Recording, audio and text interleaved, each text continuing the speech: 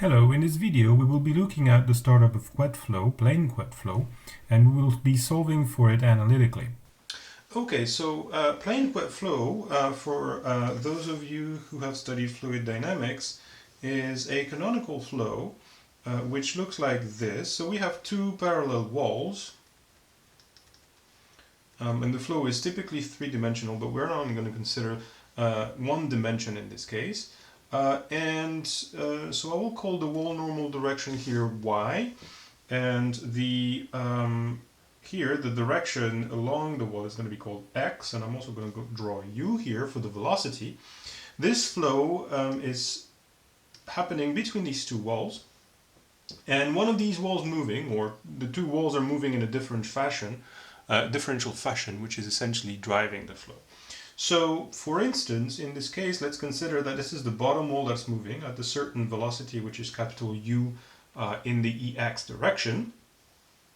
This drives a flow, and this flow essentially looks like this linear velocity profile here. So in this video, what we're going to look at is the startup of such a flow.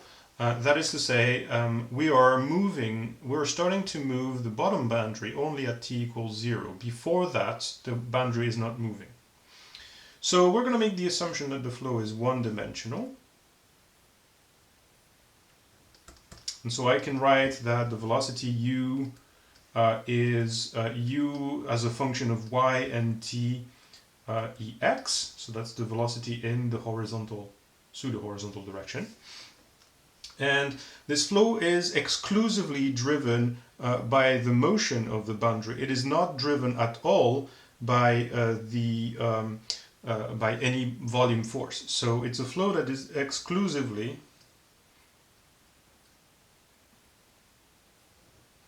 driven by the motion of the boundary. So these are sort of my hypotheses. And so, well, to set up the flow entirely, what we need to do is to write the boundary condition as well as the equations that the flow must satisfy. So first of all, let's write down the boundary conditions.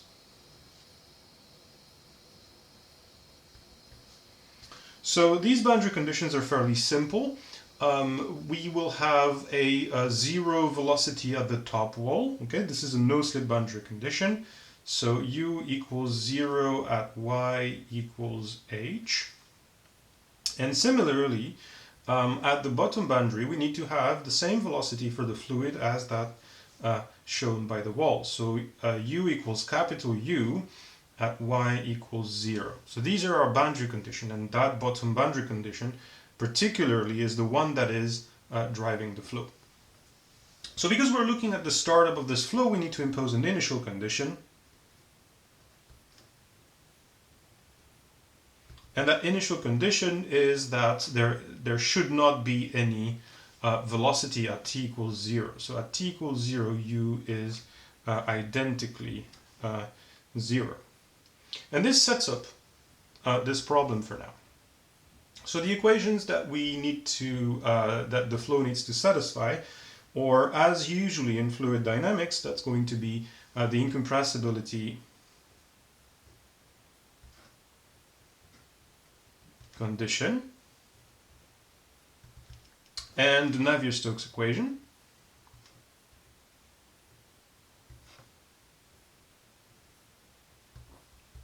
So the incompressibility condition, given this writing, is automatically satisfied. It would be du by dx equals 0 in this case, or if we add a second component for the velocity in the y direction, it would be du by dx plus dv by dy equals 0. V equals 0, therefore u does not depend on x.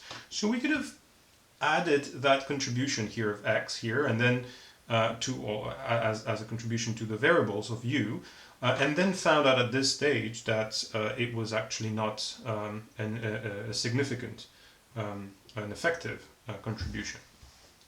So this is automatically satisfied.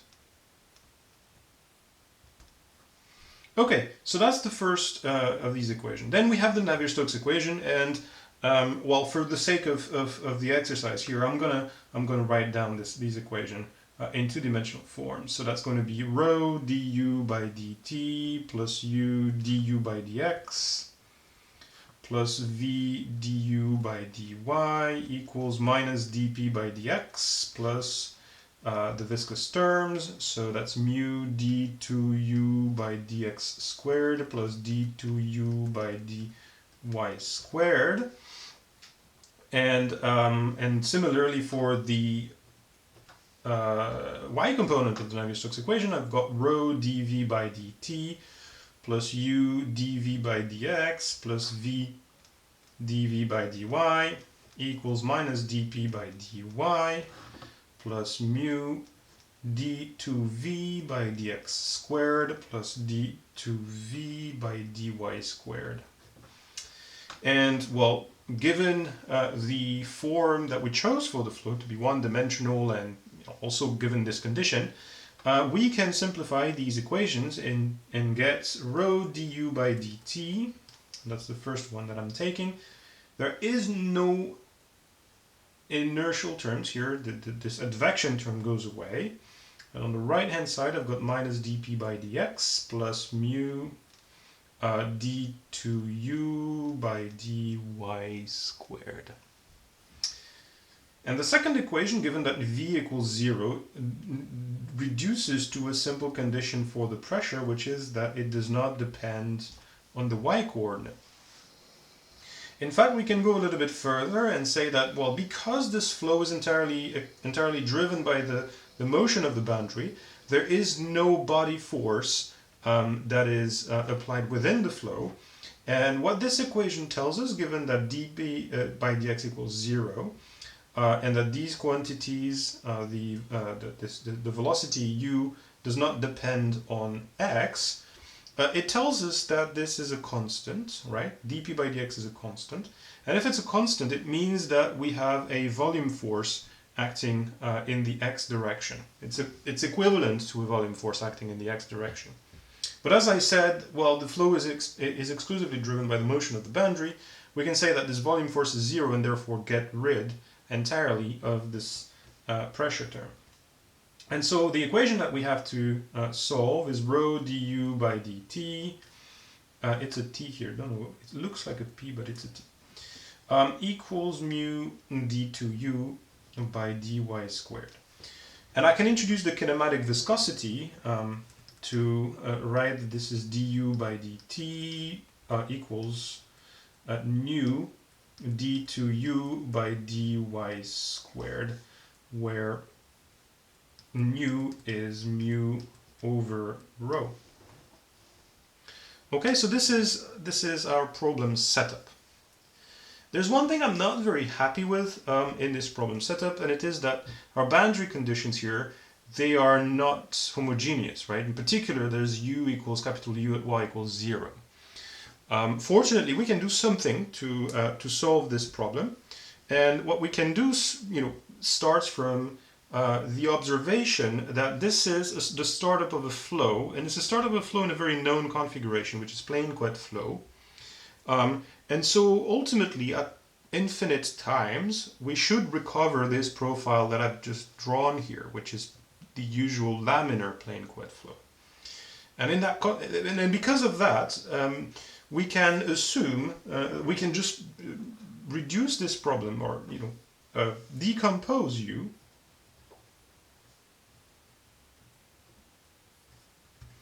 as us, which would be a steady flow, plus a component which I'll call w for the sake of the explanation here, and w is going to be our new variable depending on y and t, with us, and us is our typical plane Couette flow. So if you solve for the infinite time flow, in other words, you expect at that point that all the time dependence has vanished, you end up with this quadratic equation. You just end up with d2u by dy squared equals 0. Apply these boundary conditions, and what you should end up finding is that is that US equals U, capital U, 1 minus Y over H. So just checking at Y equals 0, I've got capital U, and at Y equals H, I've got 0. Okay. So this is my plane Couette flow. And so if I take this out of U, I can reformulate this problem into a problem for W. So problem for W. So, well, these boundary conditions, they become homogeneous because they're absorbed by US. So that means that W equals 0 at Y equals 0 and Y equals H. W at T equals 0 will be well, U minus US, U at T equals 0. And well, this will be solved just when we go back to the quantity, just when we go back to the original variables. And this equation then, because this does not depend on time, well, then it becomes dw by dt, and the second derivative of this is 0, so that becomes d2w by dy squared. And so the equation that we have to solve are just dw by dt equals nu d2w by dy squared. Okay, so I'll label this equation equation 1 because I'll get back to it in a moment. So, well, the way to solve this equation is by, just using a standardized method and testing all, unless you have some intuition based on the boundary conditions, is to test a method until you find one that works. And this method, typically, the easiest method to try in this situation is the separation of variables. So we're gonna try with the separation of variables. So first of all, let's write that W, which is a function of y and t, can be written as a capital Y function of y only times a capital T function of t only. And this is going to be the way we are going to separate our variables in our equations. So equation 1 then, when we plug that in equation 1, what we get is, on the left hand side, is t prime, and the prime denotes the derivative with respect to the only variable that the function depends upon. So that's t prime y equals, I've got nu here on the right hand side, t and y double prime. Okay, so this is my equation. I can rephrase this problem in a slightly more useful version, and I can say that y double prime divided by y equals t prime over nu t. The left hand side here is a function of y only. The right hand side here is just a function of time, and therefore what we expect here is that this is going to be equal to a constant, which I name k1. So now let's solve for the resulting equations. So solution. Let's just take this equation for now. T prime equals k1 nu t, and we know that such an equation is going to admit solutions that are exponential. So nu is a positive quantity because it's the kinematic viscosity of the fluid. K1, we haven't said anything here, and so if we solve this equation, we're going to have an exponential k1 nu t, t being being time here. I don't think a solution of this type with k1 positive is very physical, because of course it's going to blow up at infinite times. So, well, to avoid mathematical intricacies due to the notation, I'm going to introduce a minus sign here, so that my k1 should be positive, and I should get something that's a nice decaying exponential without any notational intricacies. So let's just write this down this way, and well, the solution to this problem is that t equals, did I introduce any? Nope. So that t equals k1 times the exponential of minus k, oh, I've got k1 here, so that's going to be k2. The exponential k1 nu and the time here. So that gives us our temporal, temporal dependence of this function. Then if we can proceed the same way with y prime, y double prime, sorry, and say that it's minus k1 times y. And so if we integrate this, well, this, it turns out is we're going to have sum of sines and cosines. So that's becoming y equals, I'm at k3 now, k3 times the cosine of square root of k1 times y plus k4 times the sine of square root of k1 times y. Okay, so I've solved here for both t and y. And so I can put that together and get an expression for w, sorry, that's w here. And so w equals, I can use combination of these because every k3 and k4 are going to be multiplied by k2. So I'm going to introduce I'm at k5,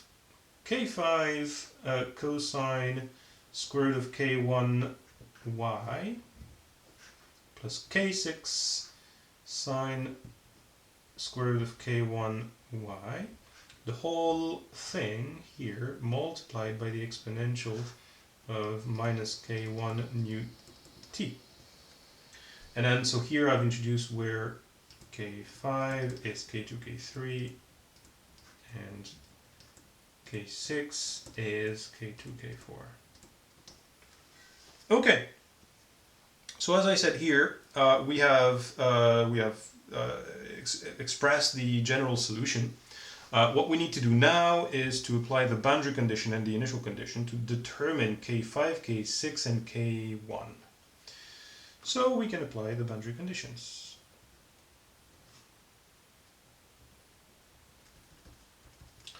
Now is the time to do so.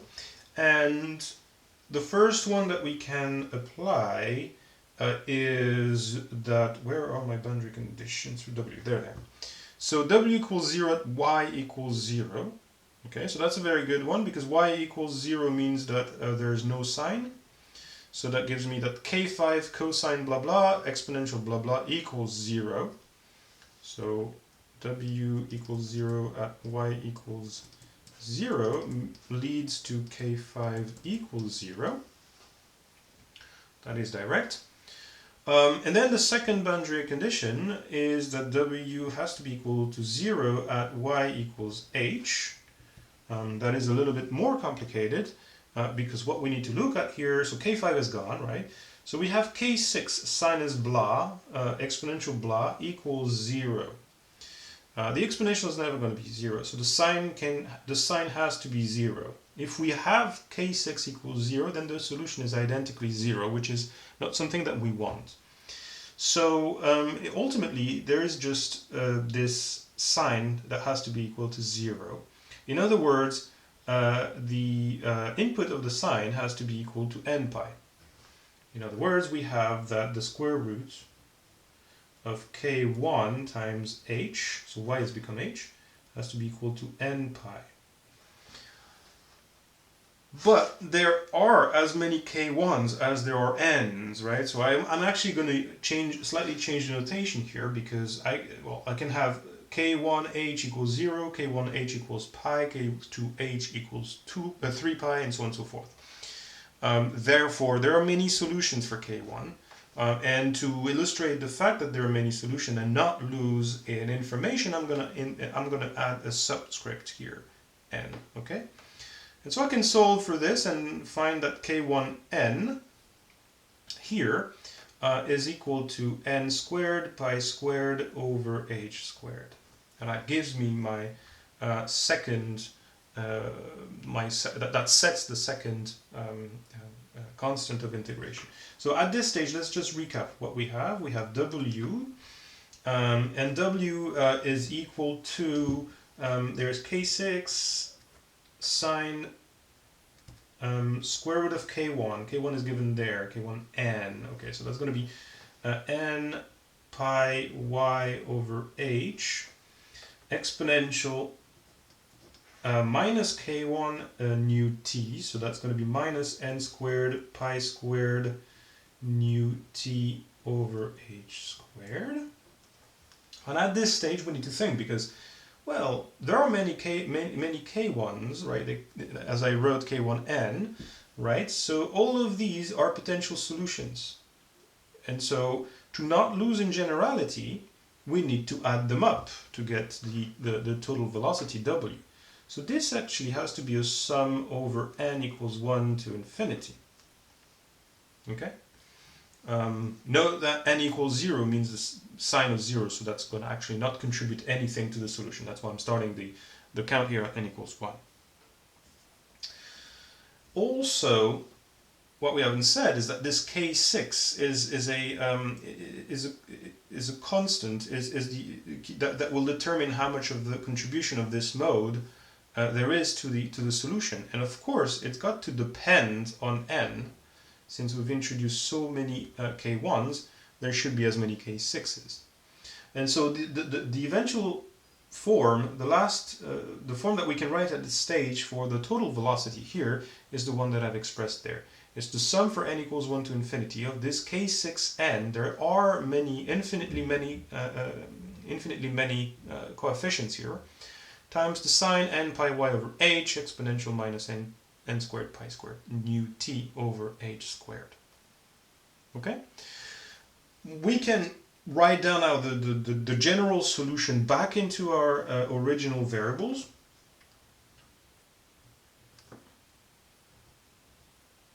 And remember that our original variable was in terms of velocity u. So what we have is u equals, and that was w plus this quantity us.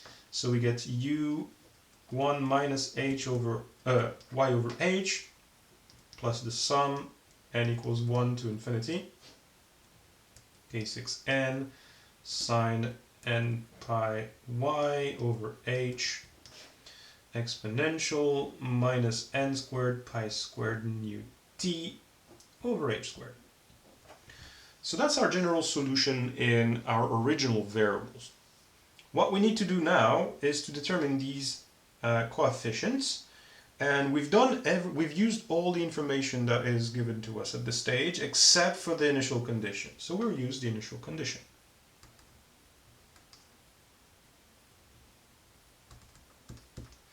So the initial condition tells us that u equals 0 at t equals 0. Okay, so I have to write this down with this expression. So u equals 0 at t equals 0 just means that t equals 0 means this exponential is 1, which is going to be very useful. So it means that I've got the sum for n equals 1 to infinity k6n sine n pi y over h, and that's going to be equal to u y over h minus 1. And that's going to be the equation that I'm going to solve. And I'm going to label this, I think we're at 2. I'm going to label this 2. So there's something that should spring to mind at this stage when we try to solve this equation. And it is that the left-hand side is a sum of an infinite number of terms. But particularly all these terms are in a sort of Fourier decomposition. They have this orthogonal basis of the sine n pi y over h in front of them, okay? So what we should remember at this stage is that, well, because sine ny and sine my for n different from n are orthogonal, we can just write down that the integral from 0 to h of sine n pi y over h sine m pi y over h dy equals 0 except for n equals m. Okay? And so let's just calculate this. So the integral from 0 to h of sine squared n pi y over h dy equals, I like to take this in exponential. When I have these sort of sinusoidal functions, to me it always feels easier to treat them in exponential form. So if I take the exponential of my sine squared, I've got 1 over minus 4, and I've got exponential, I'll just put square bracket here, exponential 2i n pi y over h plus exponential minus 2i n pi y over h minus 2 dy. And well, this can simplify very nicely, and that'll simplify into this is going to be 1/2, and what I have here is 1/2, or with a minus n in front of it, 1/2 of the cosine of 2n pi y over h, to be integrated from on y from 0 to h. So, well, that gives us h over 2, that's the first term, and then a cosine taken from 0 to 2n pi is obviously going to be 0. So the final result is h over 2. Okay? So, in other words, what I've just shown you here is that this integral here is going to be equal to h over 2, and we remember that because these functions are orthogonal. If you're not sure about this, then proceed to the same integration that I've just done but for m different from n, and you should be finding 0 at the end. Okay, so what we have there is some very useful information, because what we are going to do is to multiply this equation by sine m pi y over h and integrating from 0 to h. What that will give us is that for n different from m, that integral is always going to be 0, and therefore that will discriminate that n that is equal to m. Okay, and this way we can isolate all the k6n's here and find their expression as a function of the variables on the right hand side. Alright, so equation 2, then, if we multiply it by sine n pi y over h, gives us that on the left hand side. So we're going to have a bunch of zeros, except when m equals n, in which case I'm going to have a k6n times, well, we're multiplying this by sine n pi y over h and integrating from 0 to h. So that's exactly this expression here, so h over 2. And that's going to be equal to what we have on the right hand side, integrated from 0 to h, so that's u y over h minus 1, and we'll have to multiply this by sine n pi y over h dy.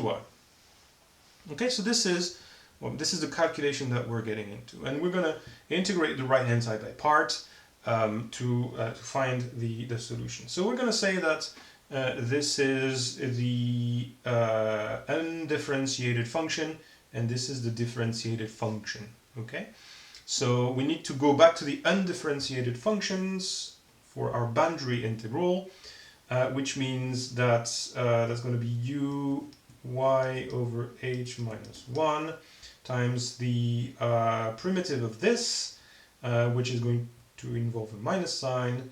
We have cos n pi y over h times 1 over, times h over n pi. Okay, and that is to be taken between 0 and h. That is our boundary integral. And I will have to turn the page for the, I'll squeeze it in there, hopefully you can see this.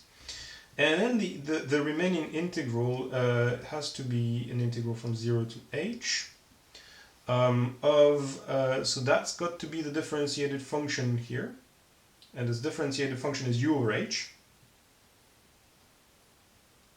okay, times the primitive of this, and the primitive of this, I've just written it down here, and it involves a minus sign, so I get a plus here.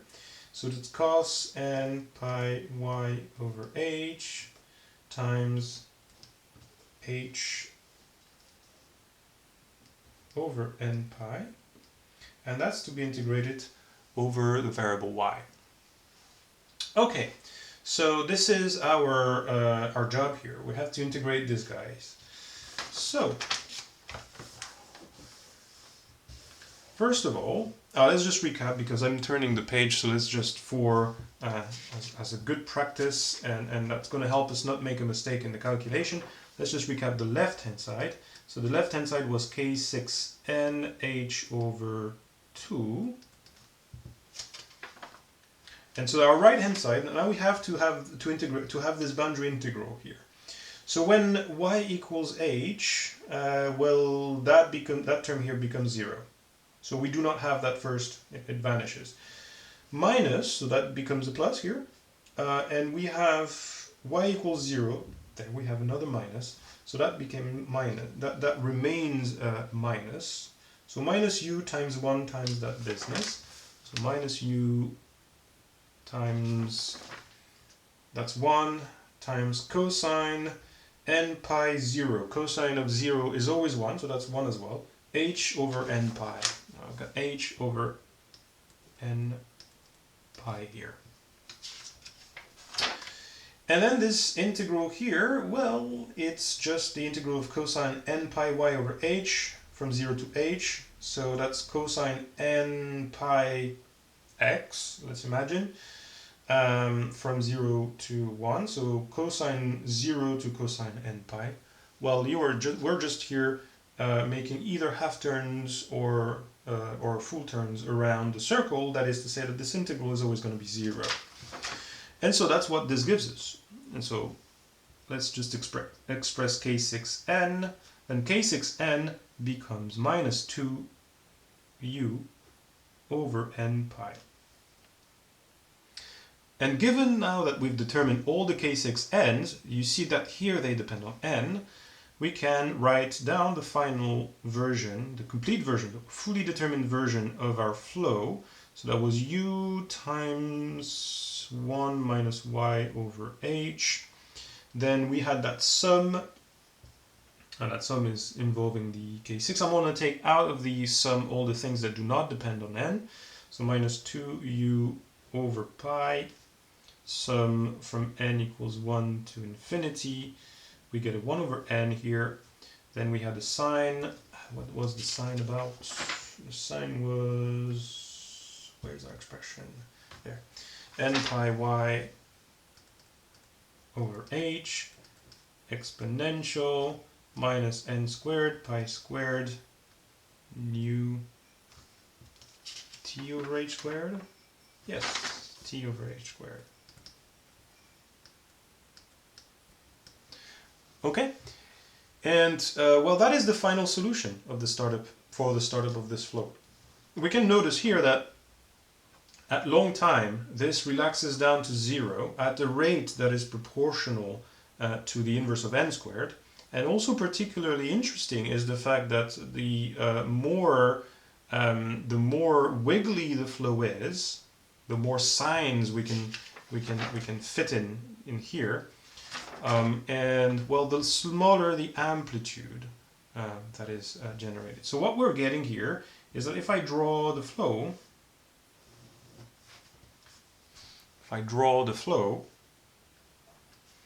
and my boundary is going at this velocity, so at small times I'm going to get something that's going to be like this. And then as time increases, I'm going to get something like this. And at long time I get that nice linear profile. So this is what I would get if I draw u versus y as time increases. So this is the build-up, the startup of this flow. This concludes this video on the startup of plane Couette flow.